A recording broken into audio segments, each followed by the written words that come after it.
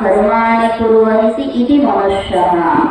ಮನುಷ್ಯ ಅಂದ್ರೆ ಏನು? ಸುಮ್ಮ 3.5 ಮೊಳದ ದೇಹ ಕಟ್ಕೊಂಡು ಒಂದಿಷ್ಟು ಆಭರಣಗಳನ್ನ ಹಾಕೊಂಡು ಆಭೂಷಿತನಾಗಿ ಹಂಗ ರೋಡ್ ಮೇಲೆ ಅಡ್ಡಾಡದ ಮನುಷ್ಯರ ಅನ್ನೋದಿಲ್ಲ. ಶರಣರು ಹೇಳಿದ್ರಲ್ಲಿ ಸಗಣಕ್ಕೆ ಸಾಸಿರ ಹೊಳಗುತ್ತವೆ ದೇವ, ಊರ ಮೃಗ ಬಂದಾಗಿರಲಾರದೆ ದೇವ ಅಂತ ಹೇಳಿ. ಆದರ ಯಾಕೆ ಕಳಸ್ಯಾನ ಭಗವಂತ, ಏನು ಮಾಡಬೇಕಾಗೈತಿ ಅನ್ನೋದನ್ನ ತಿಳಿದು ಕರ್ಮ ಮಾಡಬೇಕ. ಕರ್ಮ ಅಂತೂ ಎಲ್ಲ ಮಾಡೇ ಮಾಡ್ತೀವಿ, ಆದ್ರೆ ಯಾವ ಕರ್ಮ ಮಾಡೋದರಿಂದ ದೇಹದ ಮೇಲೆ ಇರ್ತಕ್ಕಂತಹ ಅಭಿಮಾನ, ಪ್ರೀತಿ, ಮೋಹ ಬಿಡುಗಡೆ ಹೊಂದುತ್ತೈತಿ ಅನ್ನುವಂಥದ್ದನ್ನ ತಿಳ್ಕೊಳ್ಬೇಕು. ಅದಕ್ಕೆ ಹೇಳಿದ್ರು ಅವರು, ಕೆಡುವ ಕಾಯದ ಮೋಹವನ್ನು ಮಾಡೆ ಅಂದ್ರೆ ಬಿಡಲಾರದ ಹೊರತಾಗಿ ನಾವು ತಿಳ್ಕೊಂಡಿವಿ ಏನಂತ. ಇಲ್ರಿ ನಾವು 100 ವರ್ಷ ಗಟ್ಟಿಯಾಗಿ ಹಿಂಗ ಇರ್ತೀವಿ, ನಾವು ಏನು ಮಾಡಿದ್ರು ನಡೀತೈತ್ರಿ ಅನ್ನಿಸ್ತೈತಿಲ್ಲವ. ಆಧಾರ್ ಕಾರ್ಡ್ ಹಿಡ್ಕೊಂಡು ಬಸ್ ಹತ್ತುವಾಗ ಗೊತ್ತಿರ್ತೈತನಿ ಯಾರ್ಯಾರೆ, ಇಲ್ರಿ ಆಧಾರ್ ಕಾರ್ಡ್ ಸಮೇತ ನಾವು ಆ ಕಡೆ ಹೋಗ್ತೀವ್ರಿ ಅನ್ನೋದು ಗ್ಯಾರಂಟಿ ಮೇಲೆ ಮಾಡ್ತಿರ್ತೀರಿ ನೀವು. ಇಲ್ಲ ಸಂಜೆ 10 ಮನಗುಡದ ಲಾಸ್ಟ್ ಬಸ್ಸಿಗೆ ಮನೆಗೆ ಬರ್ತೀನಿ, ಮನೆ ಕಡೆ ಹುಷಾರ ಹೋಗಿರ್ಲಿಲ್ಲ. ಆಧಾರ್ ಕಾರ್ಡ್ ಹಿಡ್ಕೊಂಡು 2.5 ವರ್ಷ ಮ್ಯಾಲ ಆಯ್ತು. ಆದ್ರ ಇನ್ನೂ ಬಸ್ನಾಗ ಟಿಕೆಟ್ ತೆಗಿದ್ರೊಳಗ ನಮ್ಮ ಟಿಕೆಟ್ ತೆಗಿಸಿದೀವಿ ಅಂದ್ರ ಹೊಳೆ ಬರ್ತೀವ, ಮನ್ಯಾಗ ಒಳಸ ಕುಂದ್ರಿಸುವುದಿಲ್ಲ. ಎಲ್ಲಿ ಕಳಿಸ್ತಾರ? ಹೊರಗಿನ ಹೊರಗ ಕಟ್ಟಿ ಮೇಲೆ ಸ್ಮಶಾನಕ್ಕ ಸೀದಾ. ನಾವು ತಿಳ್ಕೊಂಡಿವಷ್ಟ ಇದು ಕೆಡುವುದಿಲ್ಲ ಅಂತ.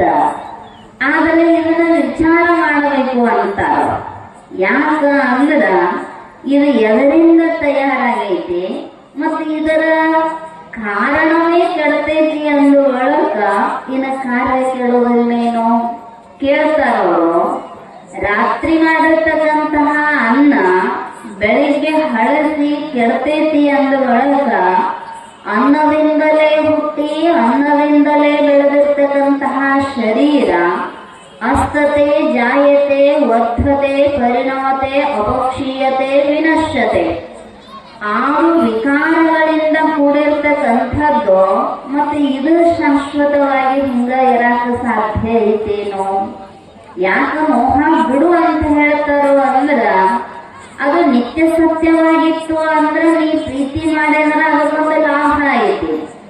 ಆದ್ರೆ ಪ್ರತಿ ಕ್ಷಣಕ್ಕೂ ಕೂಡ ಅದು ಏನಾಗತೈತಿ ಅಂದ್ರ ಅಳಿವಿನ ಅಂಚಿನತ್ತಲೇ ನಡೆದೈತಿ. ಅನಿತ್ಯಾನಿ ಶರೀರಾಣಿ ವಿಭವ ನೈನ ಶಾಶ್ವತಃ. ಯಾರೇ ಇರಬಹುದು, ಆ ಪ್ರತಿಯೊಬ್ಬರೂ ದೇಹವನ್ನ ಧಾರಣೆ ಮಾಡಿ ಬಂದು ಬಳಕ ಈ ಚೌಕಟ್ಟಿನ ಪರಿಧಿಯನ್ನ ಮೀರಿ ಹೋಗಕ್ಕಾಗುವುದಿಲ್ಲ. ಹುಟ್ಟೈತಿ ಅಂದುಗಳಕ್ಕೂ ತೋರ್ತೈತಿ, ತೋರ್ತೈತಿ ಅಂದುಗಳಕ್ಕೆ ಒಂದಿಷ್ಟು ಬೆಳವಣಿಗೆಯನ್ನ ಹೊಂದತೈತಿ, ಆಮೇಲೆ ಕ್ಷೀಣ ಅಪ್ಪಂತ ಬರ್ತೈತಿ, ಪರಿಣಾಮವನ್ನ ಹೊಂದಿ ಕೊನೆಗೊಂದು ದಿನ ನಾಶ ಆಗಿ ಹೋಗಿ ಬಿಡುತ್ತೈತಿ. ಅದಕ್ಕೆ ಹೇಳಿದರು, ಈ ಕೆಟ್ಟು ಕೈಬಿಟ್ಟು ಹೋಗ್ತಕ್ಕಂತಹ ದೇಹದ ಮೇಲೆ ಮೋಹ ಮಾಡಿದರ ನಿನಗೆ ಎಂದ ಸುಖ ಸಿಗಾಕ ಸಾಧ್ಯ ಐತಿ. ಹಂಗ ಮೋಕ್ಷ ಅಂತ ಹೇಳಲಿಲ್ಲೋ, ಪರಮುಕ್ತಿ ಸುಖವನು. ಯಾಕಂದ್ರ ನಮ್ಮಂಥ ಶಾನ್ಯಾರ ಯಾರು ಇಲ್ಲ ಅಂತ ನಾವು ಒಳ್ಳೆ ಪ್ರಶ್ನೆ ಮಾಡೋರು ಇರ್ತೀವಿ. ಯಾಕೆ ಸಿಕ್ಕಿಲ್ರಿ? ನಾವು ಮದುವೆ ಆಗೇವಿ, ಮಕ್ಕಳಿಗೆ ಜನ್ಮ ಕೊಟ್ಟಿವಿ, ಮನಿ ಕಟ್ಟಿವಿ, ಹೊಲ ಹಿಡದೇವಿ, ನೌಕರಿ ಒಳಗ ಬಡ್ತಿ ಮ್ಯಾಲ ಬಡ್ತಿ ಆಗೈತಿ, ನಮಗ್ಯಾಕೆ ಸುಖ ಸಿಕ್ಕಿಲ್ರಿ ಅನ್ನಿಸ್ತೈತಿಲ್ರಿ? ನಾವು ಪ್ರಮೋಷನ್ ಎಲ್ಲಾ ತಗೊಂಡಿವ್ರಿ, ನಮ್ಮಷ್ಟ ಆರಾಮ ಯಾರು ಇಲ್ರಿ. ಆದ್ರ ವಿಚಾರ ಮಾಡಿ ನೋಡಿದರ ಹೇಳ್ತಾರ, ಇಂದು ಗೊಂಬೆಯ ಬಯಕೆ ನಾಳೆ ಕಾಮಿನಿ ಆಸೆ ಕನಕ ಪದವಿಯ ಚಿಂತೆ ವಯಸ್ಸು ಕಲಿತಂತೆ. ತನ್ನ ತಾನರಿಯುವುದಕ್ಕೆ ಸಮಯವೆಲ್ಲಿದೆ ಇಲ್ಲಿ, ಕಾಲಗಳು ಸೀಮಿತವು ಮುದ್ದು ರಾಮ. ಹಂಗ ಅನ್ನಿಸ್ಬೋದು ನಮ್ಮ. ಇಲ್ರಿ ಇದನ್ನು ಪಡೆದ್ರ ನಾವು ಬಹಳ ಆರಾಮ ಇರ್ತೀವ್ರಿ ಅಂತ. ನಿಮ್ಮಷ್ಟಕ್ಕೆ ನೀವ ಆರಾಮ್ ಅದಿನೇನು ಅಂತ ವಿಚಾರ ಮಾಡ್ಕೊಂಡು ನೋಡಬೇಕು. ಹಂಗ ವಿಚಾರ ಮಾಡಿದಾಗ ಅನ್ನಿಸ್ತೈತಿ, ಏನು ಮಾಡಿದ್ರೆ ಏನೈತ್ರಿ, ಸುಖಾನೂ ಸಿಗೋಲ್ತ್ರಿ, ಎಂಥವ್ರಿಗೂ ಸಿಕ್ಕಿಲ್ಲ. ಹೇಳಿದ್ರು, ಸಾಮಂತ ಶ್ರೀಮಂತ ಧೀಮಂತ ಸೇನಾನಿ ಏನಾದರೂ ಇವರು ಕಾಲಗಲೆಯಲ್ಲಿ, ವೈದು ಬಿಸುಟಿತ ಕಾಲ ಗುರುತಿರದ ನೆಲೆಯತ್ತ, ಚಿರವೆನೋ ನಾವು ದೆಲೆಯಲ್ಲಿ ಮುದ್ದು ರಾಮ. ಎಷ್ಟು ಮಂದಿ ಆಗಿ ಹೋಗಿದ್ದಾರೆ. ಅಲೆಕ್ಸಾಂಡರ ಇಡೀ ಜಗತ್ತನ್ನೇ ಗೆಲ್ಲಬೇಕು ಅಂತವಾಗ ಗೆದ್ನನ್, ಅವ ಗೆಲ್ಲಬೇಕು ಅನ್ನೋ ಹುಡುಗನ ಯಮನಿಗೆ ಆಹುತಿಯಾಗಿ ಹೋಗಿಬಿಟ್ಟ. ನಮಗ್ ಸುಮ್ಮ ಭ್ರಮ, ಇದೆಲ್ಲ ನಡೆಸಿದ್ರೆ ಆರಾಮಾಗಿರ್ತೀವಿ, ಸುಖವಾಗಿ ಇರ್ತೀವಿ ಅಂತ. ಜ್ಞಾನಿಗಳು ಸುಮ್ಮನೆ ಬರೋದಿಲ್ಲ, ಅನುಭವದ ಆಧಾರದ ಮ್ಯಾಲ ಇದನ್ನ ನಂಬಿಕೊಂಡ್ರ ಸುಖ ಇಲ್ಲ. ಯಾಕಂದ್ರ ಇದು ಹುಟ್ಟಿದ್ದ ಆರಂಭದಿಂದಲೇ ಇದರ ಮರಣ ಅನ್ನುವಂಥದ್ದು ಖಚಿತ ಆಗಿಬಿಟ್ಟೈತಿ. ಹುಟ್ಟಿದೊಡನೆ ಮರಣವನ್ನು ಅಂಟಿಸಿರುವೇತಕ್ಕೆ, ಇದಕ್ಕೆ ಗ್ಯಾರಂಟಿ ಇಲ್ಲ. ಈ ಪಂಚ ಯೋಜನೆಗಳಿಗೆ 5 ವರ್ಷದ ಗ್ಯಾರಂಟಿ ಅದಾವ, ನಮಗ್ ಗ್ಯಾರಂಟಿ ಐತೆ. ದೊಡ್ಡ ರಾಜ ಮಗನಿಗೆ ಆರಾಮಿದ್ದಿದ್ದಿಲ್ಲ, ಮರಣೋನ್ಮುಖ ಪರಿಸ್ಥಿತಿ ಎಲ್ಲಾ ಕಡೆಗೆ ಕರೆದು ತೋರಿಸಿದ, ಯಾರಿಗೂ ಏನು ಔಷಧ ಉಪಚಾರ ಮಾಡಿದ್ರು ಆರಾಮಾಗಲಿಲ್ಲ. ಒಬ್ಬ ಪ್ರಸಿದ್ಧ ವೈದ್ಯರು ಬಂದ್ರು. ರಾಜ ವಿಚಾರ ಮಾಡಿ ಡಂಗ್ರ ಹೊಡಿಸಿದ್ದ, ನನ್ನ ಮಗ ಹೆಂಗರ ಮಾಡಿ ಬದುಕಬೇಕು, ನನ್ನ ಅರ್ಧ ರಾಜ್ಯ ಬಹುಮಾನವಾಗಿ ಕೊಟ್ಟರೂ ಚಿಂತಿಲ್ಲ ಅಂತ ದಂಗ್ರ ಹೊಡಿಸಿದ್ದ. ಒಬ್ಬರು ಪ್ರಸಿದ್ಧ ವೈದ್ಯರು ಬಂದು ಮಗುವಿನ ನಾಡಿ ಹಿಡಿದು ನೋಡಿದ್ರು. ಅವ್ರು ಹೇಳಿದ್ರು, ಚಿಂತೆ ಮಾಡಬೇಡ್ರಿ ರಾಜರ, ನಾಳೆ ಔಷಧ ತಗೊಂಡು ಬಂದು ನಿಮ್ಮ ಮಗ ಎದ್ದು ಓಡಾಡುವಂಗ ಮಾಡ್ತನ್ರಿ, ನನ್ನ ಮ್ಯಾಲ ಭರವಸೆ ಇಡ್ರಿ ಅಂದ್ರು. ಯಾರು ಮತ್ತೆ ಇಷ್ಟು ಭರವಸೆ ಕೊಟ್ರೆ ಆರಾಮ್ ಅನ್ನಿಸ್ತೈತಿ. ಡಾಕ್ಟರ್ ಹತ್ರ ಹೋದಾಗ ನಿಮ್ಮನ್ನು ಪರೀಕ್ಷೆ ಮಾಡಿ ಚಿಂತೆ ಮಾಡಬೇಡ್ರಿ ನಾ ಅಲ್ಲಿಂದ್ರಿ ಅಂದಾಗ ಇನ್ನೊಂದು ಕ್ಷಣಕ್ಕೆ ಪ್ರಾಣ ಹೋಗ್ಲಿ.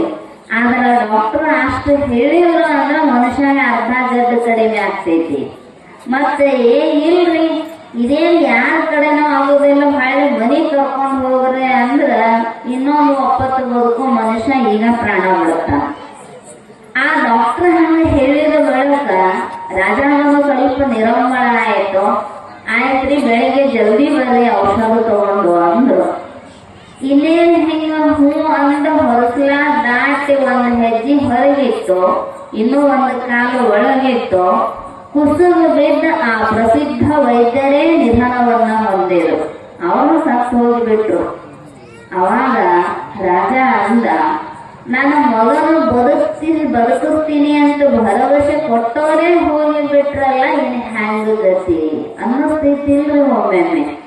ಏನ್ರಿ ಅವ್ರಿಗೆ ಯಾಕೆ ಸಾವು ಬರಬೇಕ್ರಿ, ಅಂಥವ್ರಿಗೆ ಯಾಕೆ ರೋಗ ಬರಬೇಕ್ರಿ? ಯಾರೇ ಇರಲಿ ದೇಹದ ಧರ್ಮ ಏನೈತಿ ಅಂದ್ರ ಕರ್ಮಾಧಾರಿತವಾಗಿ ಜನನ ಮರಣ ರೋಗ ರುಜಿನ ಇವೆಲ್ಲ ಸಹಜವಾಗಿಯೇ ಬರುವಂಥವುಗಳು. ಆದ್ರೆ ವ್ಯತ್ಯಾಸ ಇಷ್ಟ, ಜ್ಞಾನಿಗಳು ಮಹಾತ್ಮರು ಯಾಕೆ ಆರಾಮ ಇರ್ತಾರ್ರಿ ಅಂದ್ರ ದೇಹವನ್ನ ಇದಿರಿಟ್ಟು ನೋಡುವಂತಹ ಜ್ಞಾನ ಅವರಲ್ಲಿರುತ್ತೆ. ಅದಕ್ಕೆ ತನುಭಾವಗಳಿಗೆ ದುಃಖದ ಕೇಳು. ನಾವು ಆರಾಮಾಗಿರ್ಬೇಕಾಗಿತ್ತಂದ್ರ ಉಳಿದುದೇನು ಬಿಡು ಅನ್ನೋದಿಲ್ಲ.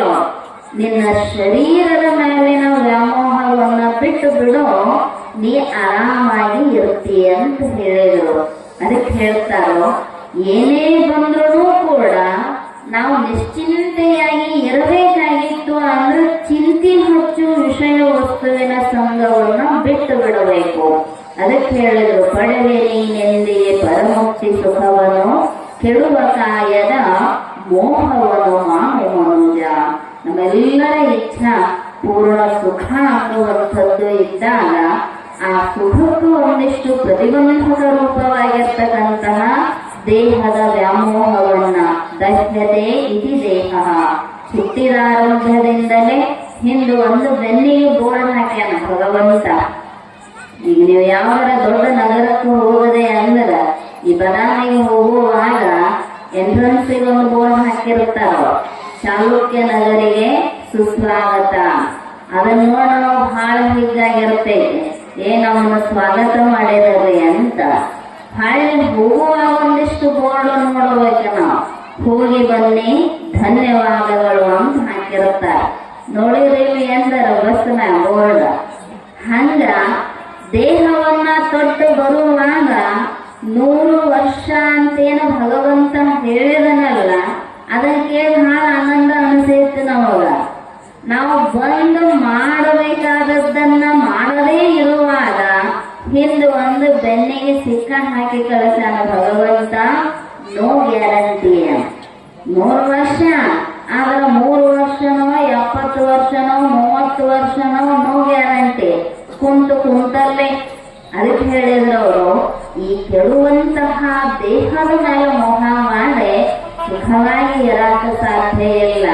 ಹೇಳಿದ್ರು, ಮಲಮೂತ್ರ ಅಣುವಿದ್ದ ನೆಲೆಯೊಳು ದಿನೆನೆಮ್ಮೆ ಹಲವು ಪೇಯದ ತಾಣವೆನಿಸುವ ಅಂಗಗಳು. ಸ್ವಲ್ಪ ಎಲ್ಲರ ಹೊರಗೆ ಹೊಲಸಿತ್ತು ಅಂದ್ರೆ ಮೂಗು ಮುಚ್ಚಿಕೊಂಡು ಇಷ್ಟು ದೂರ ಹಾಯ್ದು ಹೋಗುತ್ತೇವೆ. ಆದ್ರೆ ಶರೀರದೊಳಗೆ ಏನೈತ್ರಿ, ಸ್ವಲ್ಪ ವಿಚಾರ ಮಾಡಬೇಕಷ್ಟ ನಾವು. ಅದರೊಳಗ ಹೊರಗೆ ಏನಾರ ಮೂರ್ತಿ ತಯಾರು ಮಾಡಬೇಕಾಗಿತ್ತಂದ್ರೆ ದೊಡ್ಡ ದೊಡ್ಡ ಕಬ್ಬನ ಹೆಣಿತಾರ. ಆ ಕಬ್ಬನ ಹೆಣದ ಅದಕ್ಕೊಂದಿಷ್ಟು ದಪ್ಪನ ತಂತಿ ಸುತ್ತಿ, ಸಣ್ಣನ ತಂತಿ ಸುತ್ತಿ, ದೊಡ್ಡ ದೊಡ್ಡ ಕಡಿ, ಉಸುಗು, ಎನ್ಸೆನ್ನು ಎಲ್ಲ ಹಾಕಿ ಕಾಂಕ್ರೀಟ್ ಹಾಕ್ತಾರ. ಮ್ಯಾಲೊಂದು ರಫ್ ಗಿಲಾಯಿ ಹೊಡಿತಾರ. ಆಮೇಲೆ ಒಂದು ಸಾಫ್ಟ್ ಗಿಲಾಯಿ ಮಾಡಿ ಮೇಲೆ ಏನ್ ಮಾಡ್ತಾರ್ರಿ, ಬಣ್ಣ ಮಾಡುತ್ತಾರ. ಹಂಗ ಇಲ್ಲಿಯೂ ದೊಡ್ಡ ದೊಡ್ಡ ಎಲುಬುಗಳು ಅನ್ನುವಂಥದ್ದನ್ನ ಮೊದಲು ಹೆಣಲು 72,000 ನಾಡಿಗಳನ್ನುವಂತಹ ತಂತಿಯನ್ನ ಬಿಗುದು ಮಾಂಸದ ಮುದ್ದೆಯನ್ನ ಕಾಂಕ್ರೀಟ್ ಹಾಕ್ಯಾನ ಭಗವಂತ. ಮತ್ತ ಹಂಗ ಬಿಟ್ಟಿದ್ರೆ ಏನಕ್ಕಿತ್ತು, ಕೈಯಾಗ ಬಲಿ ಹಿಡ್ಕೊಂಡ ಅಡ್ಡಾಡೋದಕ್ಕಿತ್ತು.